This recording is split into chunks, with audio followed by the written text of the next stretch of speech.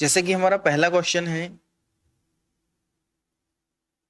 एक पेन 40 रुपए में बेचने पर 25% का लाभ होता है। हमने एक पेन देखा, उसके सीधा सीधे पेन को बेचने की बात हो रही है, क्योंकि इसमें कहीं पे पेन को खरीदने की चर्चा नहीं है या अर्थात क्रय मूल्य नहीं दिया गया है। तो ऐसी स्थिति में विक्रय मूल्य, जिसके लिए हम कह सकते हैं इंग्लिश में सेलिंग प्राइस या शॉर्ट में हम एसपी भी पढ़ते हैं इसको, तो सेलिंग प्राइस दिया गया है 40 रुपए, जो कि 25% लाभ पर है। कैसा है? 25% लाभ पर। हम आपके लिए बता चुके हैं कि क्रय मूल्य हमेशा 100% होता है। यदि इसमें कोई भी चीज जोड़ी जाए या लाभ हो तो हमेशा जो सेलिंग प्राइस है, विक्रय मूल्य है, वह 100 से ज्यादा होता है। यदि हानि होती है तो यह 100 से कम होता है। तो हम इसके लिए परसेंट में लिखेंगे। देखिए, सेलिंग प्राइस 100 प्लस, क्योंकि यह लाभ पर है, और इसमें हम जोड़ेंगे तो हमें मिलेंगे 125%। 125% के बराबर हमें 40 रुपए दिए गए हैं। कितने रुपए दिए गए हैं? 40 रुपए, जिसमें हमने एक पेन को बेचा है। तो हमें इसका क्रय मूल्य निकालना है, जो कि पूरा 100% है। देखिए, 40/125 गुणित 100, इस तरीके से हम इसको कैंसिल करेंगे तो यह 5 बार कैंसिल हो जाएगा और ये 4 बार कैंसिल होगा। इसको कैंसिल करेंगे तो ये 8 बार कैंसिल हो जाएगा। इस तरीके से हमें पेन का क्रय मूल्य मिलेगा 32 रुपये। ये हमारा सीधा सीधा है और इसके लिए हमें ज़्यादा कुछ नहीं करना। अगला क्वेश्चन देखेंगे हम। एक घड़ी 1200 रुपये में बेचने पर 20% हानि होती है। एक घड़ी 1200 रुपये में बेचने पर 20% की हानि होती है।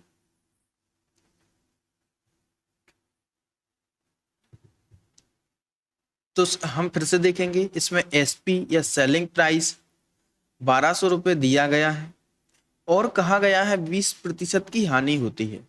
जैसे कि हमने आपको बताया है कि सीपी कॉस्ट प्राइस 100% होता है।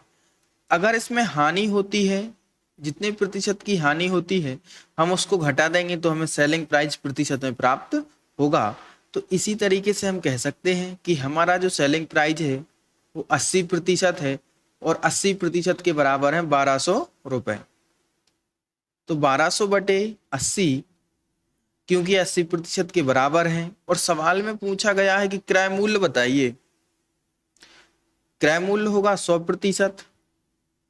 जीरो से यहाँ पर हम जीरो कैंसिल कर देंगे, 8 से कैंसिल करेंगे तो यह 15 बार होगा। तो इस तरीके से हमें मिलेगा 1500 रुपये।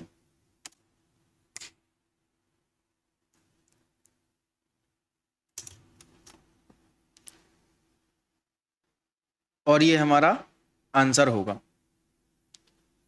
अगला क्वेश्चन देखेंगे हम। एक गाय 20,000 रुपये में बेची जाए। इस सवाल में फिर से सेलिंग प्राइस से शुरुआत होती है। इसमें सेलिंग प्राइस दिया गया है 20,000 रुपये। बेची जाए तो 25% का लाभ होता है। देखिए, सीपी 100% है। अब हमें 25% लाभ प्राप्त करना है, तो इसमें हम 25 जोड़ेंगे तो हमें मिलेगा 125%। तो इस तरीके से जो सेलिंग प्राइस है वो 125% के बराबर होगा। और गाय का क्रय मूल्य ज्ञात कीजिए तथा 40% लाभ पर विक्रय मूल्य ज्ञात कीजिए। ये दो चीजें हमें इसमें निकालनी है। पूरा सवाल एक बार फिर से देखेंगे। एक गाय 20,000 रुपये में बेची जाए तो 25% का लाभ होता है, अर्थात 20,000 में बेचने पर 25% का लाभ हुआ। सेलिंग प्राइस 125% है। गाय का क्रय मूल्य बताइए। गाय का क्रय मूल्य हमेशा 100% होता है, तो हमें 100% लेके निकालना है इसमें। तो लिखा जाएगा यहां पर सीपी बराबर हो जाएगा 20,000/125 × 100। 25 से 5 बार, 25 से 4 बार कैंसिल करेंगे और इसमें अगर हम भाग देंगे 5 से तो लगभग हमें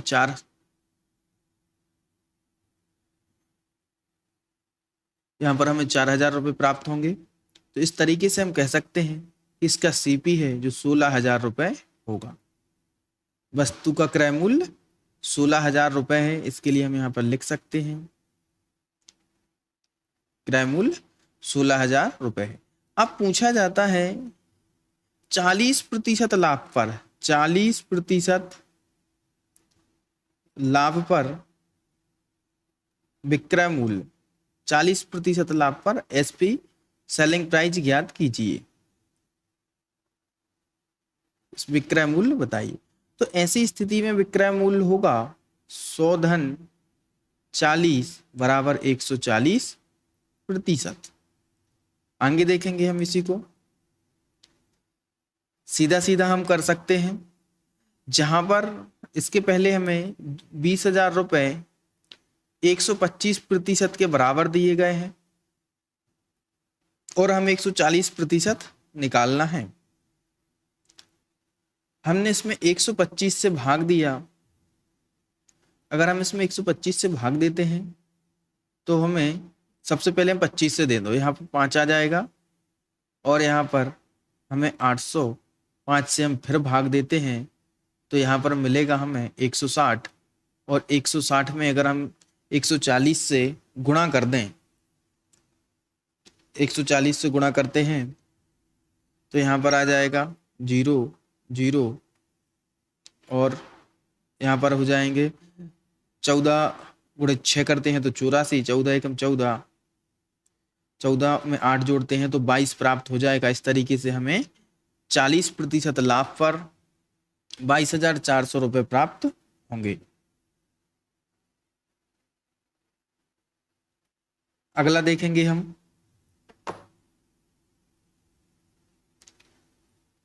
आगे देखते हैं। इसी क्वेश्चन में अगर हम किसी भी चीज का क्रय मूल्य निकाल दें तो उसका विक्रय मूल्य आसानी से निकाला जा सकता है।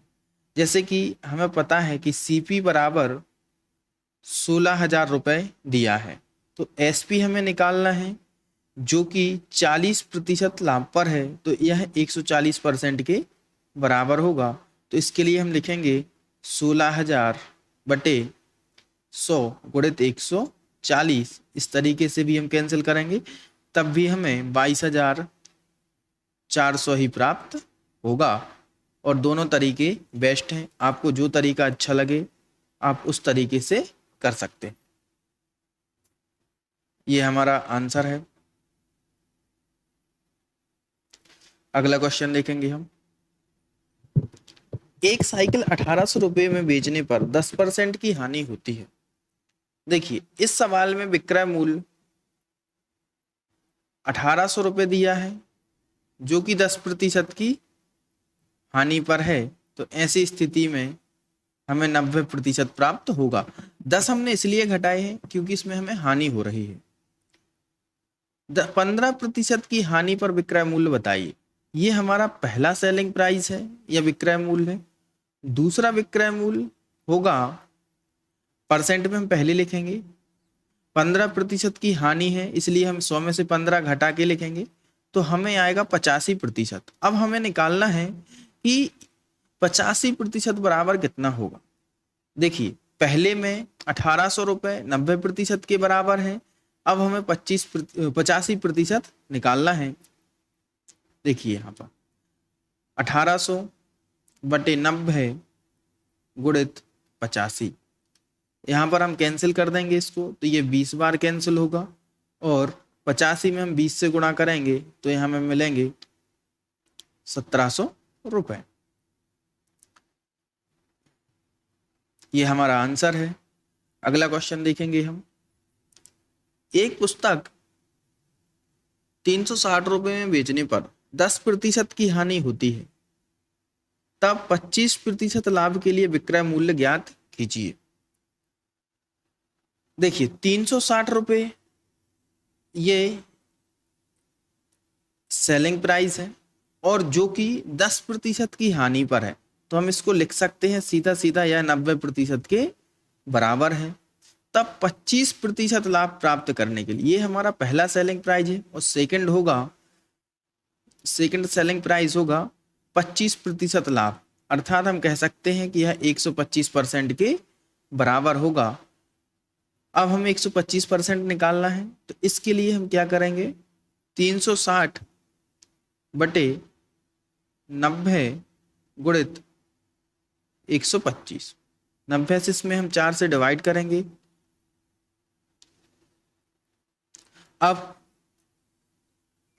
4 का हम 125 में गुणा करते हैं तो हमें प्राप्त होगा 500 रुपये। ये हमारा सीधा सीधा है, और ये हमें आंसर प्राप्त हो रहा है। आंसर प्राप्त हुआ 500 रुपये। हम अगला क्वेश्चन देखेंगे।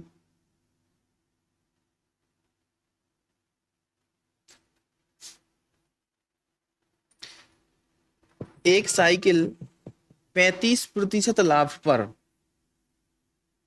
एक साइकिल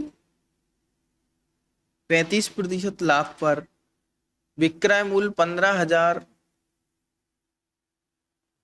सॉरी एक बार फिर से पढ़ते हैं। एक साइकिल का 35% लाभ पर विक्रय मूल्य 15,525 रुपए है। देखिए, ये जो सेलिंग प्राइस है, सेलिंग प्राइस हो जाएगा 100 प्लस 35। एक साइकिल का 35% लाभ पर विक्रय मूल्य 15,525 रुपए है, अर्थात सेलिंग प्राइस बराबर 135% के बराबर होगा 1525। 12% हानि पर मूल्य बताइए। जब कोई चीज, ये फर्स्ट सेलिंग प्राइस है, अब हमें सेकंड सेलिंग प्राइस निकालना है, तो सेकंड सेलिंग प्राइस होगा 100 माइनस 12, तो इस तरीके से हमें 88% प्राप्त हो रहा है। हमें 88% निकालना है। 88% निकालने के लिए हम लिखेंगे 15,525 बटे 135 गुणित 88। इस तरीके से हम कैंसिल करेंगे और हमें सेकंड सेलिंग प्राइस मिल जाएगा। 135 से हम इसको डिवाइड करेंगे तो लगभग 115 बार डिवाइड होगा। 115 में हम 88 का गुणा करते हैं। 115 में अगर हम 88 का गुणा करते हैं तो हमें मिलेगा 10,120 रुपए। ये हमारा आंसर है। अगला क्वेश्चन है, राम ने एक साइकिल 1,000 में खरीद कर और 20% लाभ पर श्याम को बेच दी। देखिए, अब हम ध्यान से देखेंगे, यहाँ पर राम देखते हैं। राम ने कोई साइकिल खरीदी। राम ने साइकिल का सीपी है 1,000 रुपये, जबकि इसका एसपी है 100 धन 20, मतलब 120%। 120% इसका सेलिंग प्राइस है। तो इसके लिए हम सबसे पहले निकालेंगे 1,000 बटे 100 गुणित 120। यहाँ पर 0 से हम 0 कैंसिल कर देंगे तो हमें मिलेगा 1,200 रुपये। राम ने साइकिल 1,000 रुपये की खरीद कर 1,200 रुपये में बेची। अब यहाँ पर ध्यान से देखेंगे हम, और किसको बेची? श्याम के लिए। जब यह श्याम के लिए बेची तो ये तो श्याम के लिए सेलिंग कॉस्ट प्राइस होगा, ये श्याम के लिए क्रय मूल्य होगा सेलिंग, और श्याम ने इसको 10% की हानि पर बेचा। अब हम देखेंगे श्याम ने खरीदी है 1,200 रुपये में और इसको बेचा है 90%, मतलब 10% की हानि पर बेचा, तो 90% में बेचा होगा। तो ऐसी स्थिति में हम कह सकते हैं, देखिए 1,200 रुपये इसके लिए कॉस्ट प्राइस है और 90% सेलिंग प्राइस है। तो 90% हमें निकालना है, तो सबसे पहले हम इसका 90% निकालेंगे। ये कैंसिल हो जाएगा और हमें मिलेगा 1080 रुपये। श्याम ने 1200 रुपए की खरीदी और 1080 रुपए में बेची, जबकि 1200 रुपए राम के लिए सेलिंग प्राइस है और श्याम के लिए यह कॉस्ट प्राइस है। दोनों के लिए अलग अलग चीजें हो रही हैं, लेकिन जैसे ही श्याम इसको बेचता है तो उसे अपनी एक सेलिंग प्राइस मिलती है। अब क्वेश्चन है कि श्याम ने 10% की हानि पर मोहन को बेच दी, तो मोहन ने कितने में खरीदी? मोहन ने खरीदी है 1080 रुपए। ये हमारा आंसर होगा। आगे देखेंगे हम। रीता ने 4 लाख में मकान खरीदा, उसने 25% लाभ पर सीता को बेचा। सबसे पहले तो देखिए, इस तरीके के सवाल में जैसे ये लिखा है 4 लाख, जरूरी नहीं है आप इसको पूरा लिखें, हम इसको शॉर्ट में भी लिख सकते हैं, 4 अकेला लेके चलें। हमें सिर्फ याद रखना है कि ये 4 नहीं 4 लाख है। तो रीता के लिए सीपी होगा, हम 4 लेके चलेंगे, जबकि इसने इसको बेचा है सीता के लिए 25% लाभ पर, तो 4/100 गुणित 125, तो हमें मिलेगा यहाँ पर 5 लाख। 5 लाख रुपए में बेचा है और इसने 4 लाख में इसको खरीदा है। अब आती है सीता, तो सीता के लिए ये सीपी बराबर हो जाएगा 5 लाख, और सीता ने 10% लाभ पर बेचा, तो सीता के लिए हम एसपी अलग निकालेंगे, तो यहां पर हो जाएगा 5/100 गुणित 110। यहां पर हम 5 से कैंसिल करेंगे इसको, तो ये 20 बार कैंसिल हो जाएगा, और अगर हम इसको 20 से डिवाइड करते हैं तो यहां पर हमें मिलेगा 5.5 लाख रुपए। सीता ने इसको बेचा 5.5 लाख में गीता के लिए। यहां पर गीता इसको खरीदती है 5.5 लाख में, जो इसके लिए सीपी है। अब आगे लिखा है गीता ने 5% लाभ पर बेचा, तो 5.5/100 गुणित 105। इस तरीके से गीता के लिए सेलिंग प्राइस अलग मिलेगा, क्योंकि गीता ने संगीता को 5% लाभ पर बेचा है, जो संगीता के लिए एक कॉस्ट प्राइस होगा। ये संगीता के लिए कॉस्ट प्राइस होगा। इस तरीके से हम इसके लिए सीपी निकालेंगे, जो डिवाइड और कैंसिल करने के बाद हमें मिलेगा 5.775 लाख रुपए।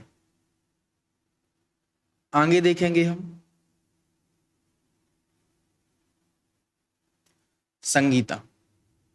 संगीता को बेच दिया। संगीता ने कितने में इसको खरीदा?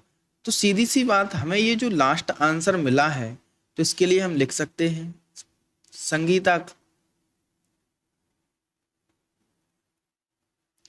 संगीता के लिए क्रय मूल्य सीपी बराबर होगा 5.775 लाख रुपए। अगला क्वेश्चन देखेंगे हम। राम ने 10% लाभ पर सीता ने 10% हानि पर गीता ने 20% लाभ पर रीता ने 8,910 रुपए में वस्तु खरीदी। बताइए राम ने कितने में वस्तु खरीदी? देखिए, जब भी कभी हम इस तरीके से सवाल करते हैं तो हमें यह पता नहीं होता कि इस सवाल में हमें क्या करना है और क्या नहीं करना है, और कहाँ से शुरू करें, तो थोड़ी सी कंफ्यूजन होती है। जैसे इसके पहले जो सवाल हमने देखा, तो इसके लिए हम डायरेक्ट भी हल कर सकते हैं। इस सवाल को हम एक बार फिर से देखते हैं, इसको कैसे सीधा सीधा हल करें। देखिए, 4 लाख रुपए में इसको खरीदा, 4 लाख रुपए में रीता ने खरीदा, रीता ने इसको 25% के लाभ पर बेचा, तो हम इसको लिखेंगे 125/100। जबकि सीता ने 10% के लाभ पर बेचा, फिर गीता को, और गीता ने इसको 5% के लाभ पर बेचा। तो इस तरीके से अगर हम इसका ओवरऑल सॉल्यूशन करेंगे जो संगीता का क्रय मूल्य होगा, तो इस तरीके से हम लिख सकते हैं 5.775%। ये थोड़ा सा कैलकुलेशन वाला है, थोड़ी सी कैलकुलेशन है, बल्कि ये छोटा सवाल है, आप इस तरीके से भी हल कर सकते हैं। अगला सवाल देखेंगे हम। राम ने, अब इसमें ये नहीं लिखा कि राम ने वस्तु कितने में खरीदी, तो हम यहां पर कह सकते हैं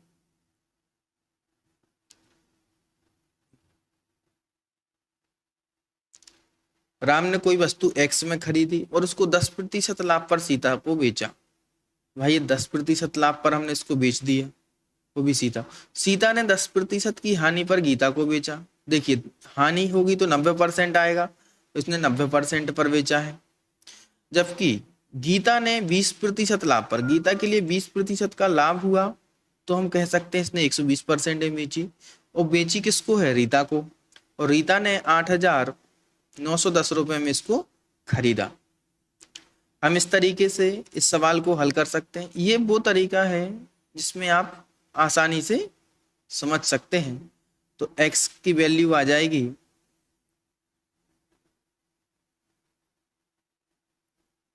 बटे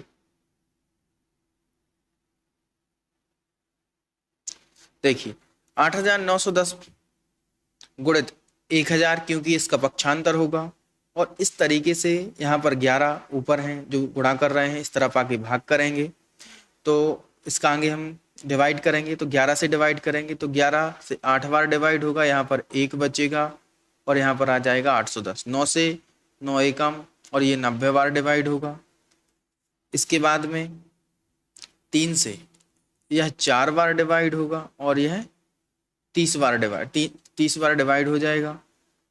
अब इसके बाद में 4 से हम इसको डिवाइड करेंगे जो कि 250 बार डिवाइड होगा, और इस तरीके से हमें मिलेगा 7,500 रुपए। तो यह वस्तु या शुरुआत में जो मूल्य है वो 7,500 रुपए इसका मूल्य है। आगे देखेंगे हम। रमेश ने एक गाय 10,000 रुपए में खरीद कर उसे कुछ प्रतिशत लाभ पर गणेश को बेच दिया। देखिए यहाँ पर रमेश ने जो गाय खरीदी वो 10,000 रुपए में खरीदी।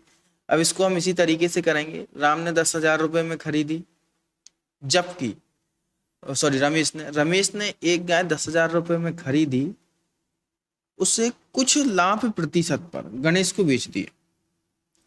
अब नहीं पता कितने पर बेचा, लेकिन हम इसको x तो लिख सकते हैं कि इसने x पे इसको बेची। गणेश ने 5% की हानि पर सुरेश को बेच दी, तो इसको 95% पर सुरेश को बेच दिया। सुरेश ने 10% लाभ पर, सुरेश ने 10% मतलब 110% में इसको बेचा, लाभ पर 15,000 रुपए में महेश को बेच दिया। अंतिम जो मूल्य प्राप्त होता है वो 15,000 है, और 15,000 इसके बराबर में इसलिए आ रहा है क्योंकि इतनी सब कैलकुलेशन करने के बाद अंतिम जो मूल्य है वो 15,000 रुपए है जो महेश को बेच दी गई है।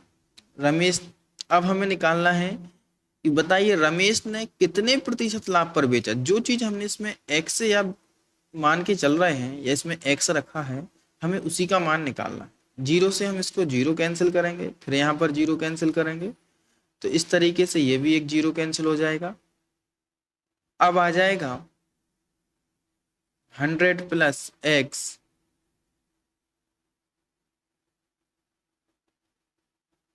बराबर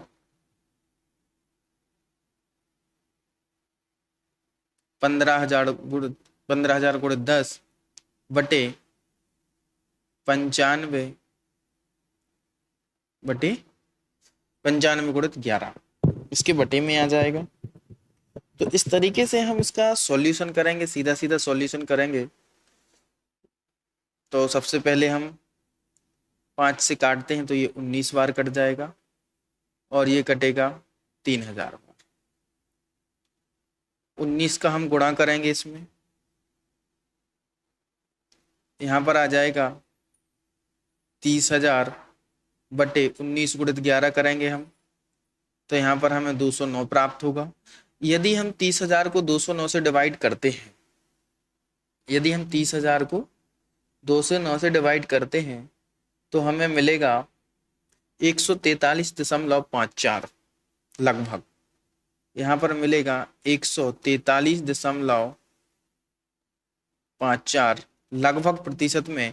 और हमें इसमें x की वैल्यू निकालनी है, जो 100 इसमें जोड़े जा रहे हैं, तो 100 हम इस तरफ लेके जाएंगे तो 143.54 माइनस 100 बराबर होगा 43.54%।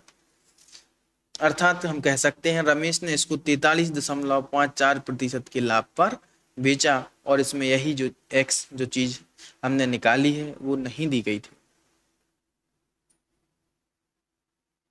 आज हमने कुछ 10-11 सवाल देखे हैं।